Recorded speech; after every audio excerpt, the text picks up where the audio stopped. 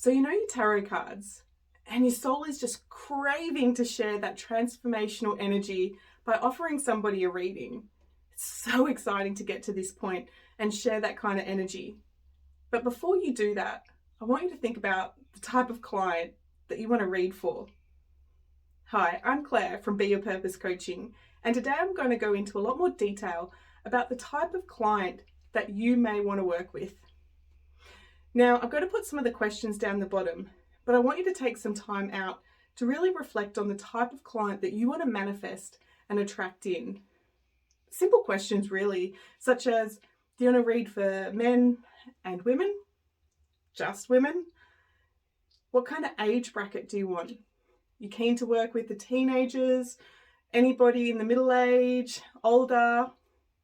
There's a really different kind of question and a different kind of responsibility when it comes to reading for somebody, who's fresh out of high school versus somebody who's got life experience. The next question I want you to think about, do you want to work with somebody who's spiritually aware, spiritually experienced, or maybe they're just spiritually asleep and that's why they need you to help tap into that inner guidance? Are they parents? Are they corporate people? Are they healers, teachers, travelers? Even royalty would pay good money for a quality tarot reading. So don't get stuck into that energy of corporate people don't want a tarot reading, because that's not true. A lot of people are curious about higher guidance and the insights about what's to come in their future, or what kind of guidance that they need to make a better decision moving forward.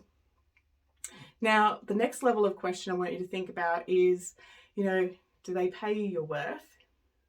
Do they pay on time? Do they pay you before the reading? Do they show up on time?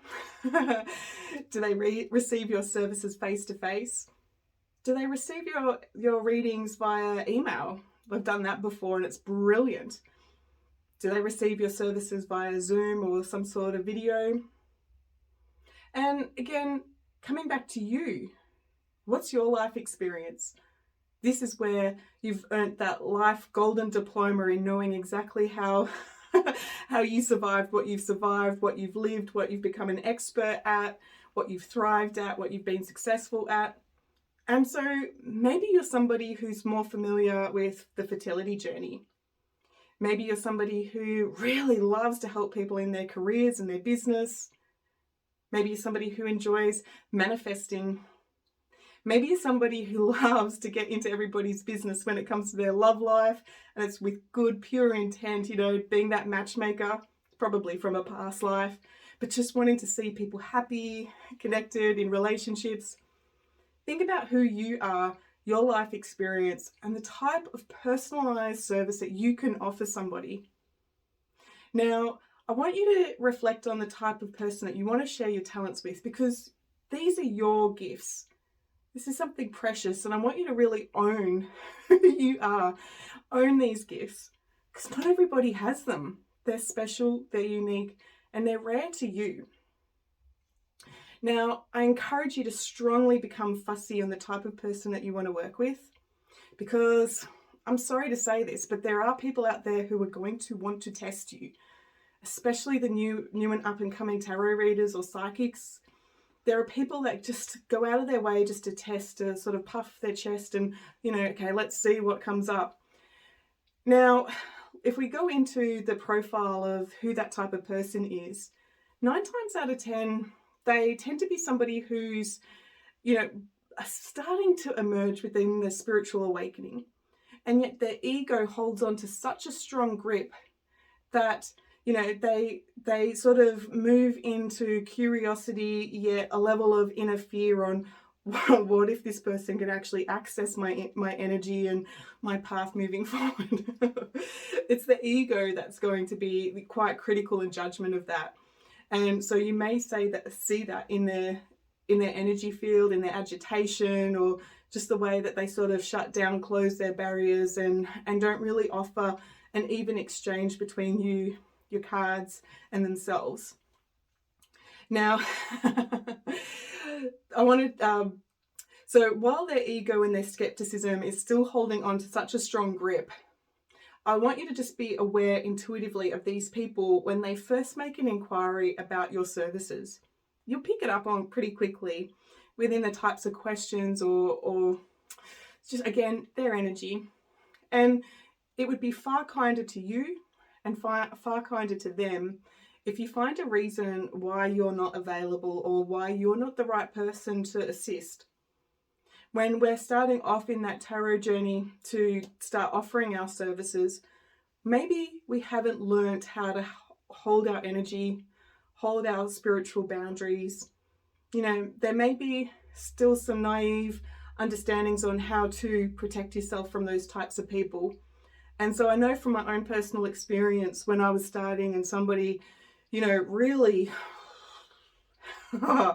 tested those spiritual boundaries, there was a long time before I actually picked up these cards. I was so angry, so powerless, so upset that I didn't see it coming.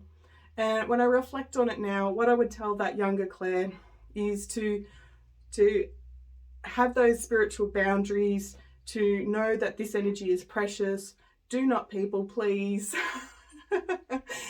Do not, you know, be so agreeing to continue to do what they were asking, because in that scenario this person wanted to know about her daughter, what her daughter was up to, so on and so forth. And when I gave her a hint of something that was negative that was maybe happening to her daughter, you know, she actually wouldn't leave my home. She wanted to know more, she wanted to know more, she wanted to know more. and I didn't have the backbone, the confidence to say, okay, our time's up, please go.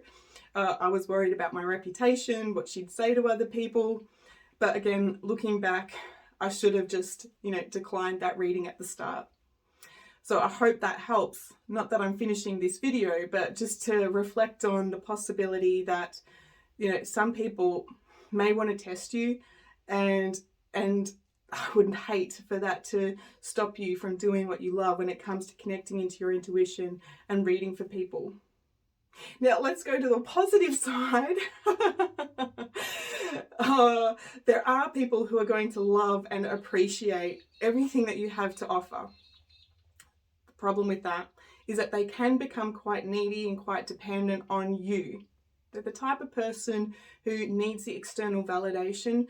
And I'm sorry to say that because of that need for the external validation, they're so afraid of making a mistake. I have no idea who's judging them. I have no idea who's scoring if it's right or wrong, or the mistake or not a mistake, because it's all part of our life experience. However, these people are the types of people that, yes, it's good for your bank account when they book in every fortnight, but they're also the ones that when things fall out from underneath them, you said is the first thing they come back at you with. Like, you said. And they're not taking responsibility of their actions, their decisions moving forward. They are keen to put the responsibility onto somebody else. And they're coming from a disempowered space.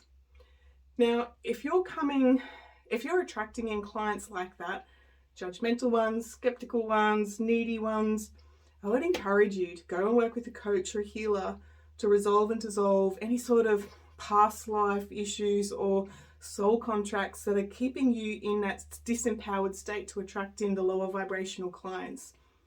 I've seen it firsthand that some people have been tarot readers for kings and royalty in a past life.